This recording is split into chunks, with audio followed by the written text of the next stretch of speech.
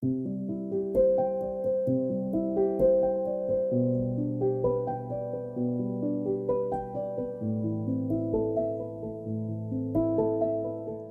relação entre o espiritismo e o cristianismo, conforme exposta nas obras de Allan Kardec, é profunda e complementa-se de diversas formas.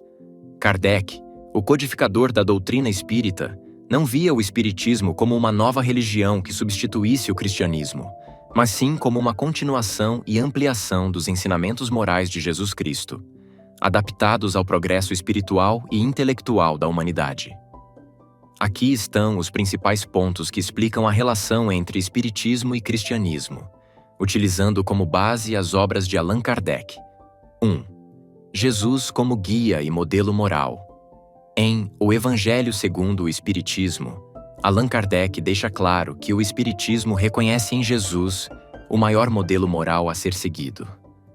A doutrina espírita coloca os ensinamentos de Cristo, particularmente suas lições de amor, caridade, humildade e perdão, no centro de sua ética. Para o Espiritismo, Jesus não foi apenas um profeta ou filósofo, mas o espírito mais elevado a já ter encarnado na Terra, e seu exemplo moral permanece insuperável. Segundo esclarecimento sobre a natureza de Jesus, Allan Kardec, em sua obra A Gênese, esclarece que o Espiritismo vê Jesus como um espírito superior, mas não como Deus encarnado.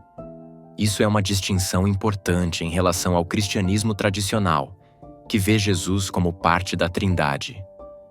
Para o Espiritismo, Jesus é um espírito criado por Deus, que atingiu a perfeição e foi enviado à Terra para guiar a humanidade em sua evolução moral.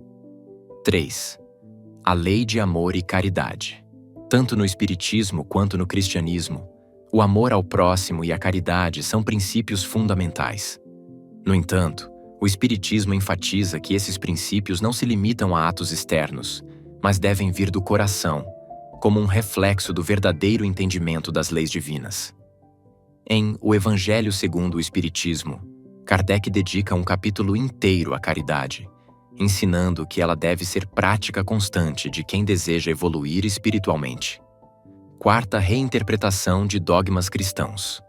O Espiritismo não aceita certos dogmas do cristianismo tradicional, como a Trindade, o pecado original, a condenação eterna e a ressurreição dos mortos.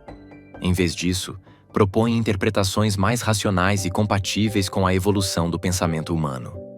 Por exemplo, no lugar da ressurreição, o Espiritismo ensina a reencarnação, a qual Kardec aborda detalhadamente no Livro dos Espíritos. Segundo o Espiritismo, a reencarnação permite que as almas tenham múltiplas oportunidades de crescimento e aperfeiçoamento moral. 5. A revelação progressiva. Em O Livro dos Espíritos, Kardec explica o conceito de revelação progressiva, afirmando que Deus, em sua sabedoria, envia ensinamentos conforme a humanidade está pronta para compreendê-los. Assim, o Espiritismo considera o cristianismo uma etapa essencial dessa revelação divina, mas complementa-o com novos conhecimentos, especialmente sobre a natureza do espírito, a vida após a morte e a reencarnação. Essas ideias, segundo Kardec, foram antecipadas por Jesus em várias de suas parábolas, mas só poderiam ser completamente compreendidas em tempos mais modernos. 6. A prática mediúnica e a continuação dos ensinamentos de Cristo. Uma das diferenças mais evidentes entre o Espiritismo e o cristianismo tradicional é a crença na comunicação com os espíritos, através da mediunidade.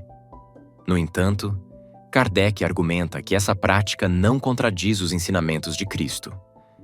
Em O Livro dos Médiuns, ele mostra que os primeiros cristãos praticavam formas de mediunidade, como a cura espiritual, as profecias e os êxtases espirituais. Para o Espiritismo, a mediunidade é um meio de aprender e reafirmar os princípios morais de Jesus, pois os espíritos desencarnados são testemunhas da continuidade da vida após a morte. 7. A promessa do Consolador. No Evangelho segundo o Espiritismo, Kardec interpreta o Espírito de Verdade, prometido por Jesus como o Consolador, Evangelho de João, 14:16-17, como sendo o próprio Espiritismo. O Consolador prometido seria a revelação que viria após a vinda de Jesus, para relembrar seus ensinamentos e trazer novas explicações que a humanidade, na época, não estava preparada para receber. O Espiritismo, portanto, é visto como o cumprimento dessa promessa de esclarecimento e consolo. Oitavo, a salvação pela evolução. Enquanto o cristianismo tradicional prega a salvação pela fé em Jesus Cristo, o Espiritismo ensina que a salvação é alcançada pelo aprimoramento moral e pelo progresso espiritual contínuo. Em vez de um julgamento final, onde a alma é enviada ao céu ou ao inferno, o Espiritismo prega que o espírito retorna à vida material através de sucessivas reencarnações, cada vez mais próximo da perfeição, dependendo de suas ações em vidas anteriores.